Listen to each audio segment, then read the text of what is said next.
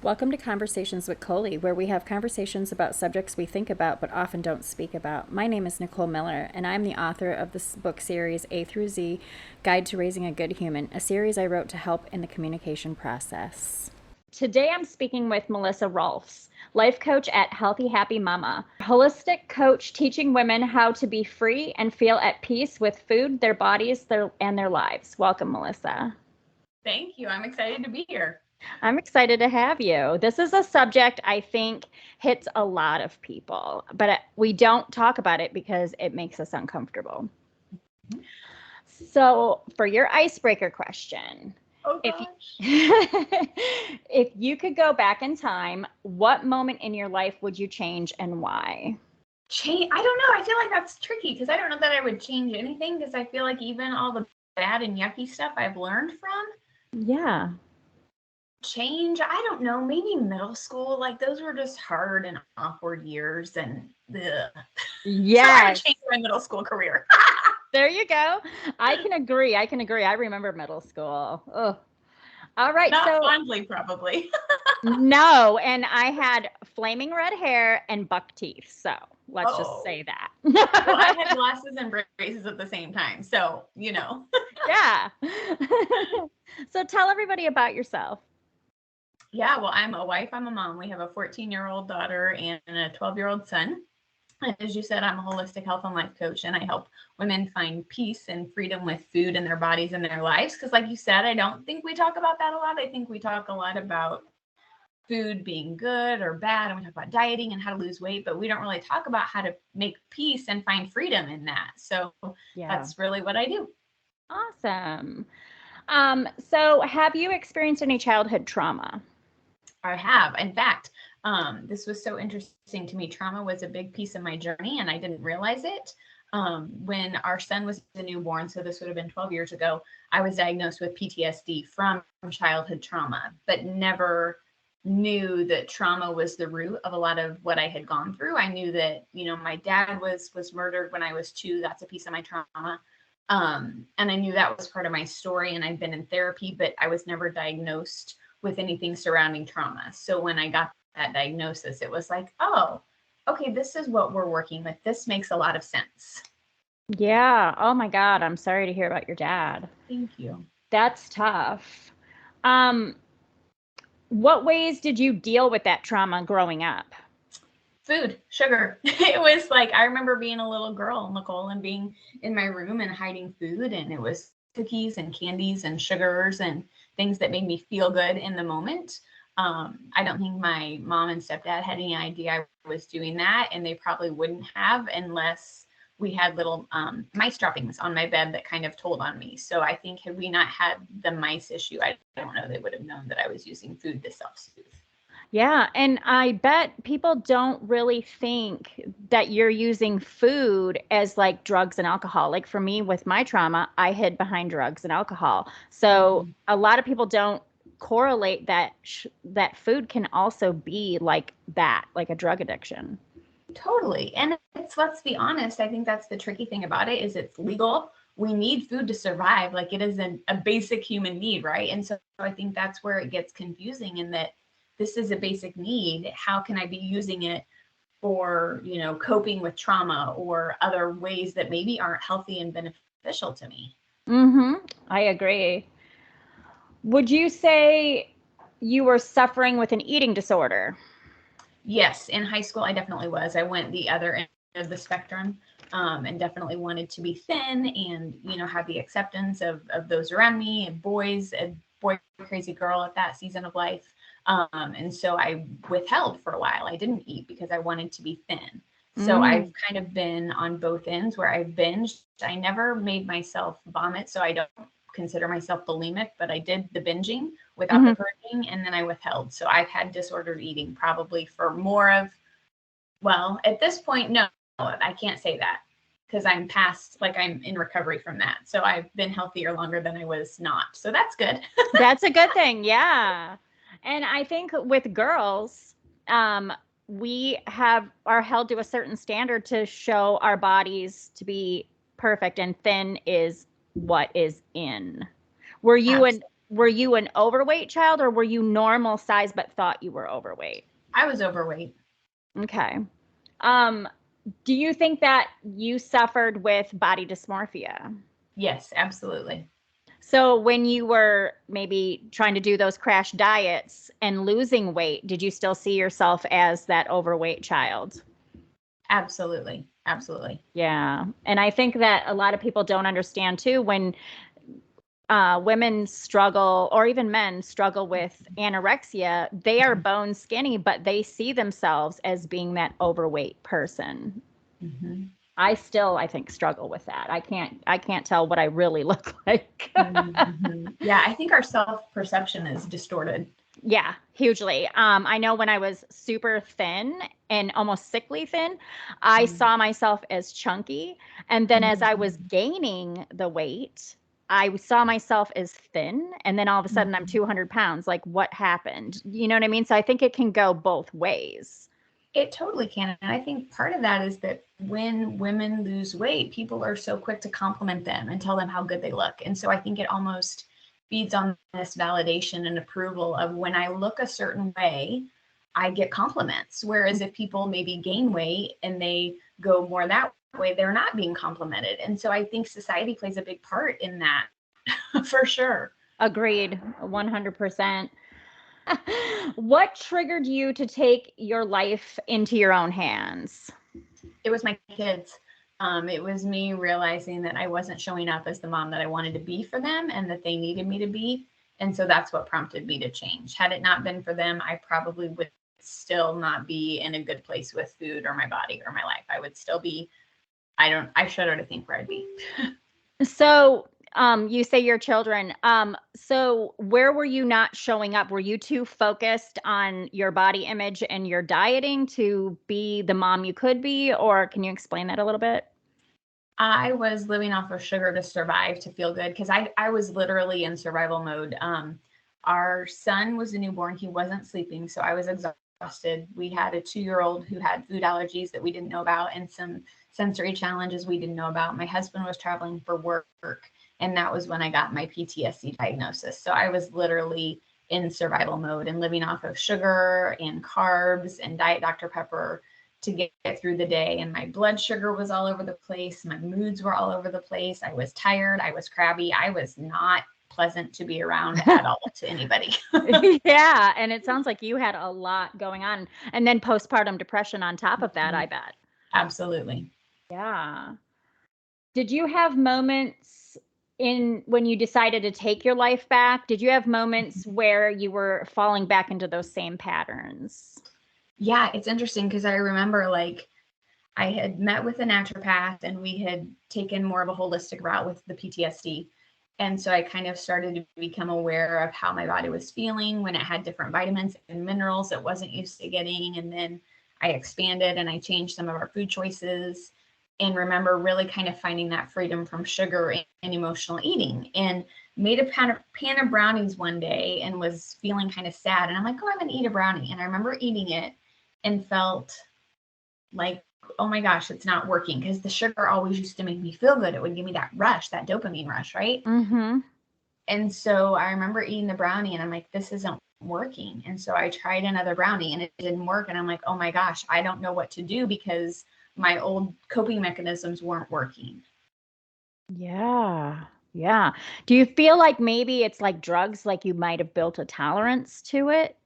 100%. And sugar is 9 times more addictive than cocaine and it's in everything. So food manufacturers want us hooked. They want us addicted. Yeah. I actually had a conversation with somebody 5 years ago, and they said they were in college and they said that there was a study that Oreos were more addictive to rats than cocaine itself. Now that Mhm.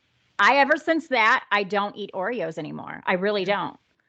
Well, and think about that, right? Like cocaine is illegal. We know it's promoted as dangerous, it's deadly.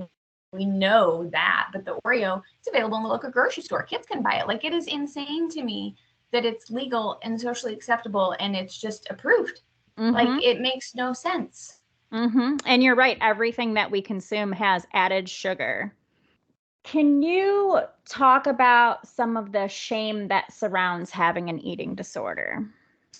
Yeah, I mean, I think there's a lot of shame. I think the root of it is shame. Like you don't feel like you're enough. And so there's, the shame of that, like not feeling like you're enough or you're worthy or that you matter or that you're worth taking care of. I think that's kind of the foundation. And then it's this striving of, oh my gosh, I want to be enough. I want to prove that I'm worthy. I want to look a certain way. I want that validation. And it's never a thing. Like you just can't earn it that way. It doesn't work. It's like that hamster wheel that we get on and you just can't get off.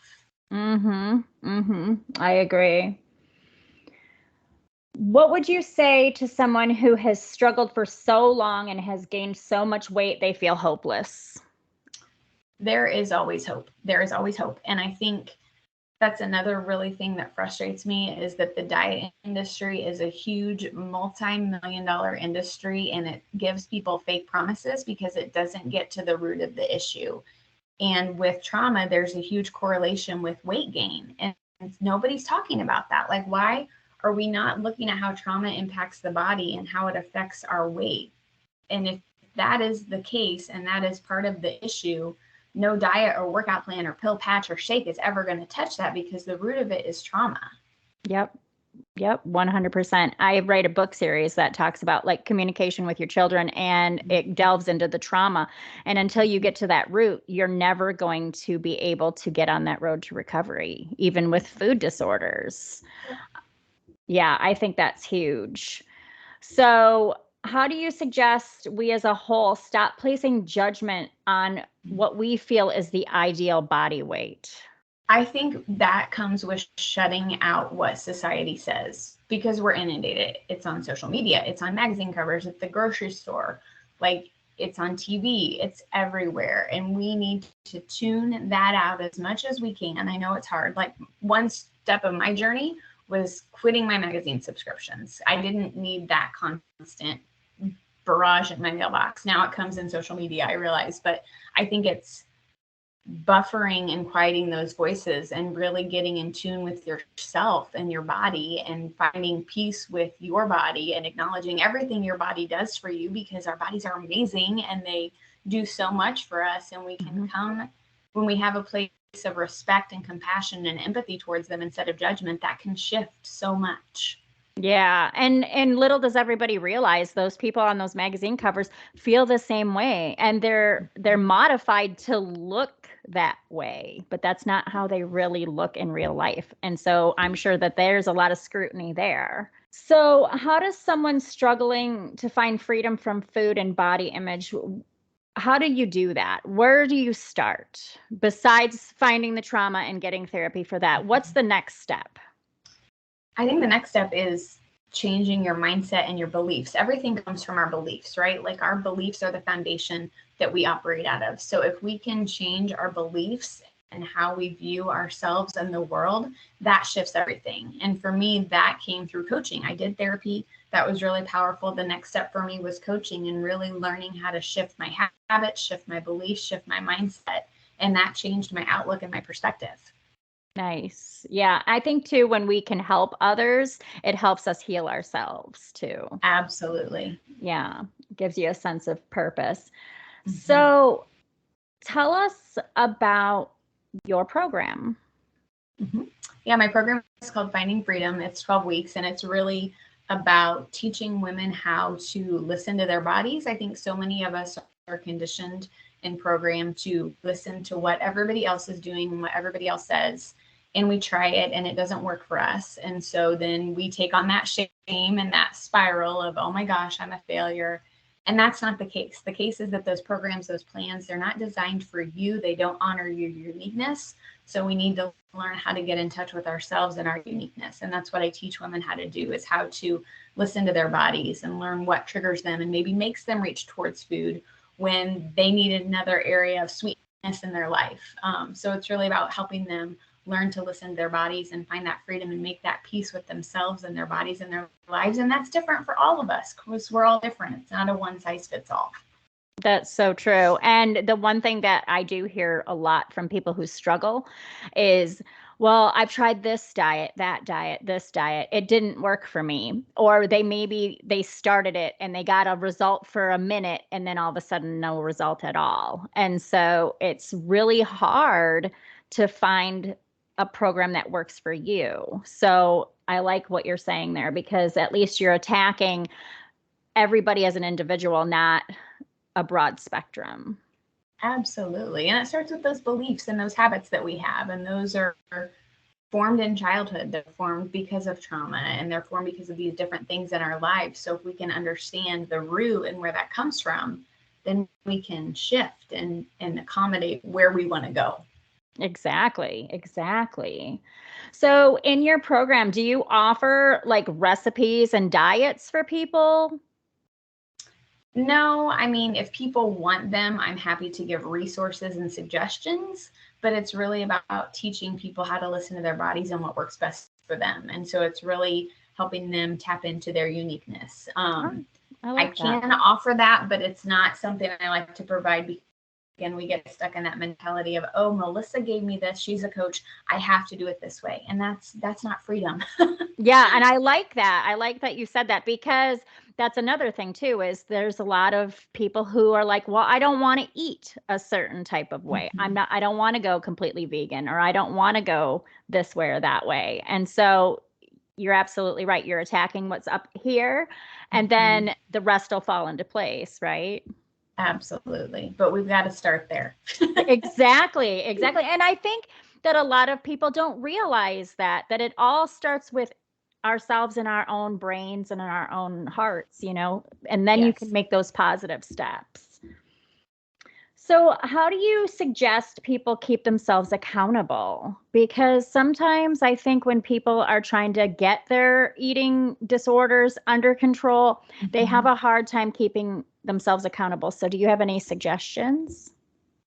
Yeah, it's funny you say that, because I just got off a call with a client. We were talking about accountability. So I think the goal for me is for people to become accountable to themselves, where they don't need that support. And granted, in the beginning, we need that support. We need that accountability. We need that encouragement. We need that coach. We need that somebody to walk alongside of us. But I think my goal is to help people taper off from that accountability with me and find that accountability within themselves, because they're with themselves all the time. We're always with ourselves. And if we can find that within us, that's going to give us the ability to power through and stand in our power when things are hard or tough. So I think absolutely getting support and accountability in the beginning when you're starting out, but then learning how to find that accountability within yourself is really the key to change. Absolutely. Absolutely. Because I think too, if you let somebody kind of attach themselves to you and look to you as a crutch, then that is going to create a whole nother addiction. Codependency, baby. Yeah. Yes. And unfortunately, when we suffer, we have all that we have to brush off of ourselves. So people scoff at a healthy lifestyle. What do you say to them? I would like to know why they scoff, because I did it too, right? Like, before this journey began for me, I was incredibly judgmental. I called people granola. I made fun of them. And it was just because I didn't understand. I didn't understand why they were doing it. I didn't understand the benefits. So I think my first question would be, why do you scoff, and what's underneath that? Because I think once you realize how much more energy you have, how much more clearer your mind is, how much happier you are, how much better you feel, how much better your sleep is, how much better your moods are, why wouldn't you want that? Yeah, I agree 100%. I've had people scoff at me because I do kind of push that. Make sure you take care of yourself, getting your 8 hours of sleep. And people go, "Ugh, I don't have time for that." Well, you have to make time, and the rest will fall around that. And so I'm so glad that you said that. It is true. I think too, the reason we scoff at things is because we have negative feelings toward it, because it's secretly what we want for ourselves, and we just don't know how to get it. Absolutely. And there might be some jealousy there. There's some underlying emotion that's sabotaging us, probably. Yes, exactly. So if folks are suffering with this and they don't take the first steps, what does that mean for the future? If somebody's suffering and they just are like, I can't do it, and they just stay in that I can't do mentality, what does that mean for their future? I think it means they're stuck where they are, and they're probably not going to go forward and make progress and live the life that they desire, and that they see those other healthy people living that they're secretly jealous of. I think for those of us with kids, it means the legacy that we're leaving our kids is dramatically different than the one that we could leave them if we would change and go forward and pursue that health. Mm-hmm. And probably early death if not trying to change. Right. So talk about how folks can stay on a healthy food journey while they're on vacation or during the holidays, because I know a lot of people struggle. We just got back from vacation.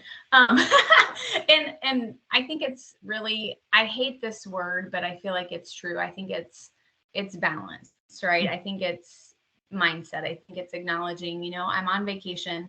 That doesn't mean I'm going to go all out and eat everything terrible and bad for me because I'm on vacation. It means, I'm going to enjoy this trip. I'm going to nourish my body just like I would when I'm at home. We might have a special treat or two. For us, we had some deep dish pizza that we love, but I had the pieces that satiated me, and then I was done. I didn't feel the need to keep eating it because it was there, or, oh my gosh, I can't always get this. I think it's the mindset around the food that we have. So it's the mindset of, I'm on vacation, I'm going to enjoy this, and I'm going to honor my body and listen to my cues of when I'm full, I'm going to stop, and I'm not just going to keep eating because it's there because I'm on vacation.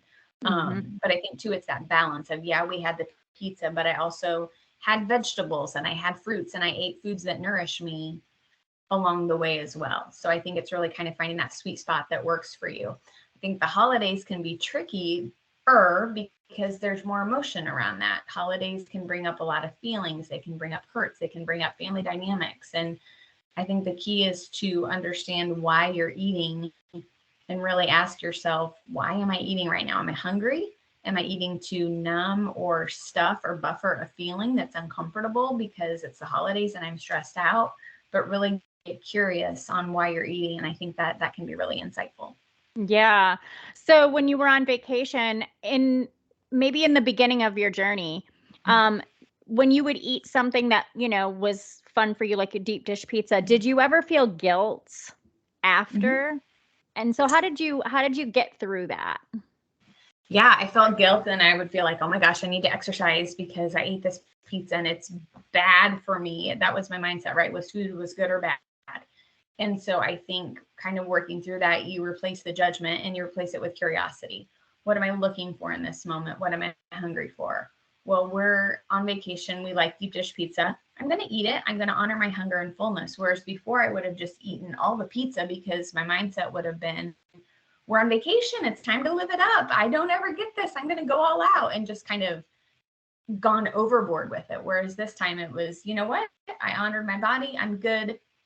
I'm just going to keep on nourishing myself and go along. And there wasn't all of this brain space occupied and all of this guilt and shame and condemnation that was there before. Yeah. Yeah. Because I think a lot of people, that's where they fall off, is either around the holidays or when they're on vacation, because like you said, oh, I never get this. So I'm going to, yeah, alcoholics do it too. Oh, I'm on vacation. I can drink a 6-pack maybe instead of just one beer. Yeah. And then what we do is we get into the whole, oh, well, I had this, so now I can have, and it's just like this floodgate has been open for all of this other stuff that we normally wouldn't eat, or that we know maybe doesn't make us feel good because, well, we screwed up once, we might as well just keep on screwing up. And that's sabotage.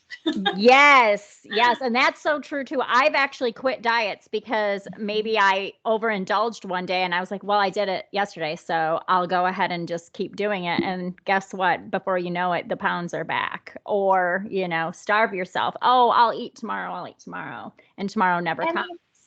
I think that's what restriction does, right? Like, it tells us that this is bad, we can't have it. And where the mind goes, the man follows. So we're thinking about what we can't have and obsessing over it. And because our mind is going there, eventually we give in.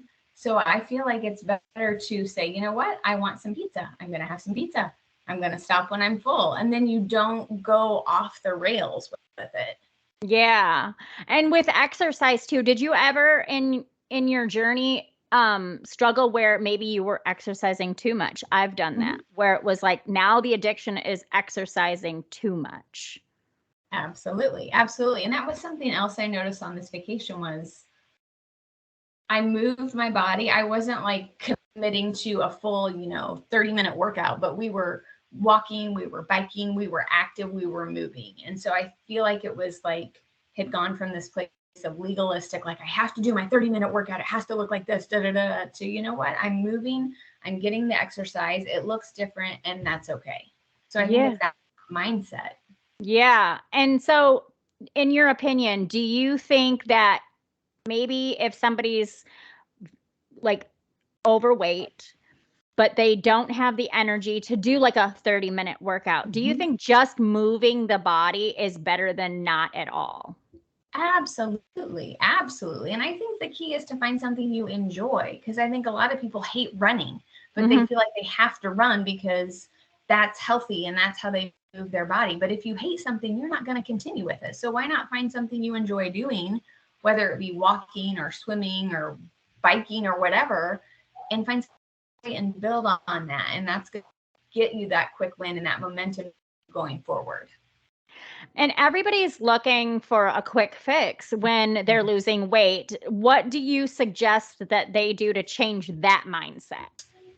I think focus on health, because there is a big difference between weight loss and health. And it's how you lose the weight. It's either taking you towards health or taking you further away from health. And there are a lot of people that are pushing the weight loss that's taking you away from health. So I think focus on health is the overall goal, knowing that the weight loss is a byproduct of that. That is great. Yeah, that's absolutely true, because people do focus on, oh, I haven't lost this X amount of weight, or I'm still gaining. They focus on that. Do you suggest someone trying to get healthy? Do you suggest that they check their weights? I think that depends. If you have a history of disordered eating and that number on the scale is going to throw you off, absolutely not. If you have not had a history of disordered eating and you think that you can emotionally manage the number on the scale, whatever it is, and you want to do that for progress, yes, I prefer to do how the clothes fit. I like that better, just because I feel like that gives people a little more leniency and we don't get so hung up on that number that really doesn't have a whole lot of value.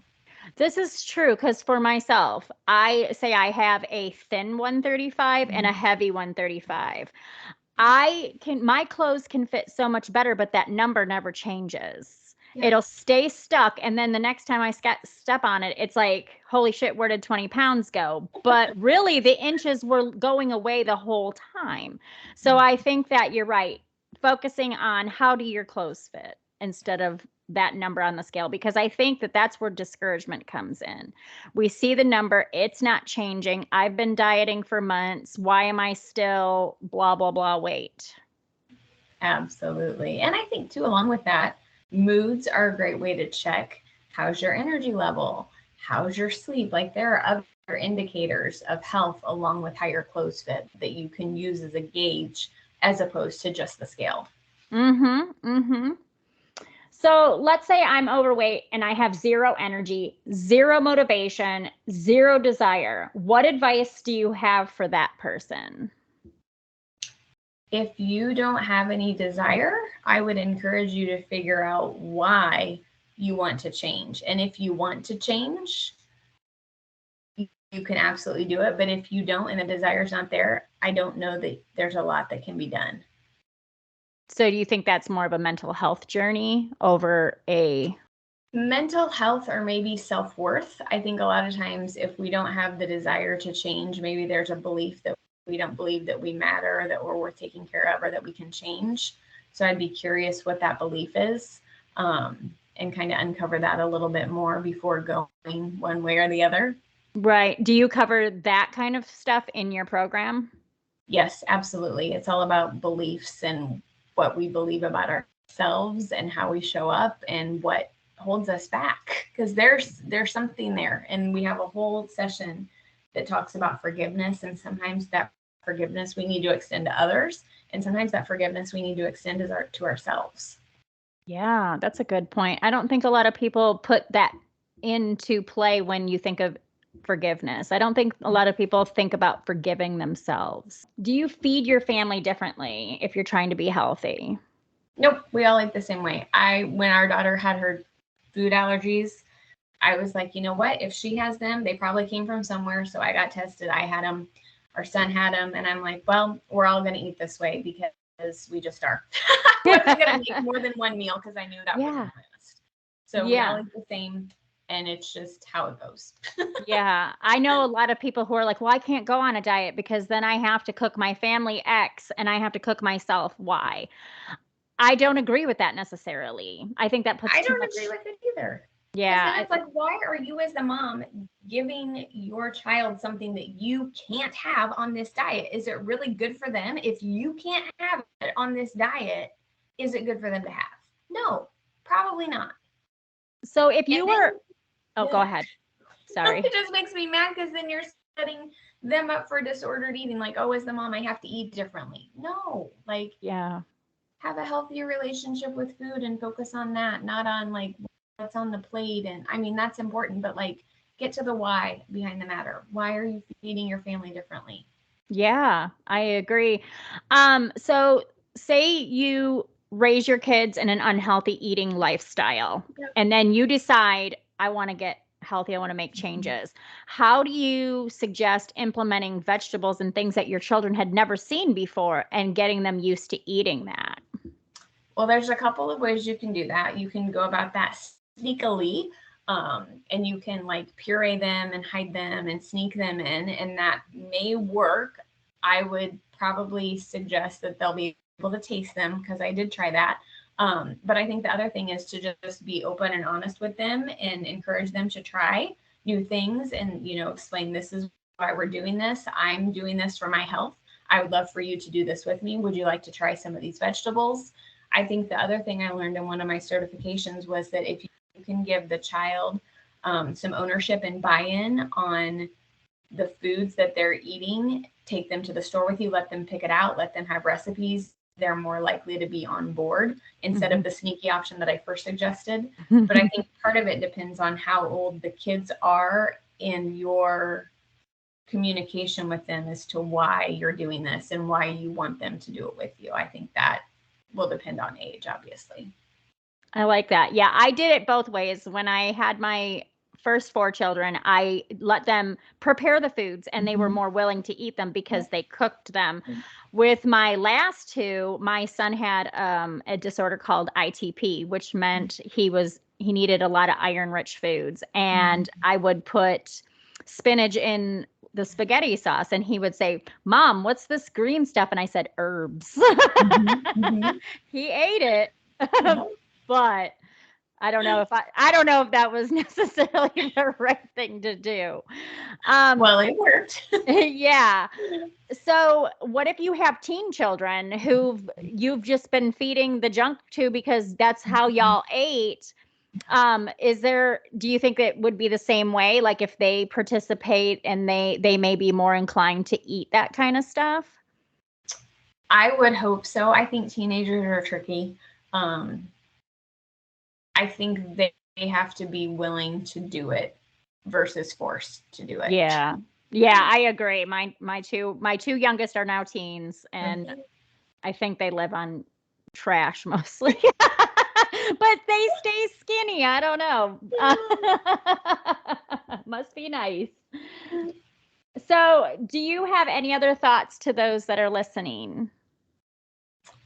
I think food is complex. I think our relationship with food is complex. I think there's a lot of variables. And I guess I would just encourage people to look at food beyond weight, because I think our society and our culture places such a big emphasis on food only as it correlates to weight, but it has such an impact on sleep. It has such a big impact on mood, on mental health, emotional health, obviously physical health. But I feel like food is so multifaceted and affects so many areas of our lives. So if we can broaden that lens of viewing it beyond just weight and really viewing it as a way to live a healthy, happy, fulfilling life and do what we're made to do, I think that shifts our relationship with it. And that shifts how we eat, that shifts how we show up, that shifts how we nourish ourselves. And I think replacing judgment with curiosity around that can be really, really powerful. Yeah, I agree. So where can people find your program? On my website, free2b coaching.com. So free2bcoaching.com is my website. There's contact info, info on my programs and what I offer, and some freebies are there as well. Awesome. And I'll also put that in the show notes. Great. All right, Melissa, it's been a pleasure. Thank you so much. Thank you. I love chatting with you. It's been great. Yeah, I love it too. I'm going to go ahead and stop. If you like this and other episodes, please click subscribe, like, and share so others can enjoy them too. Thank you so much for listening.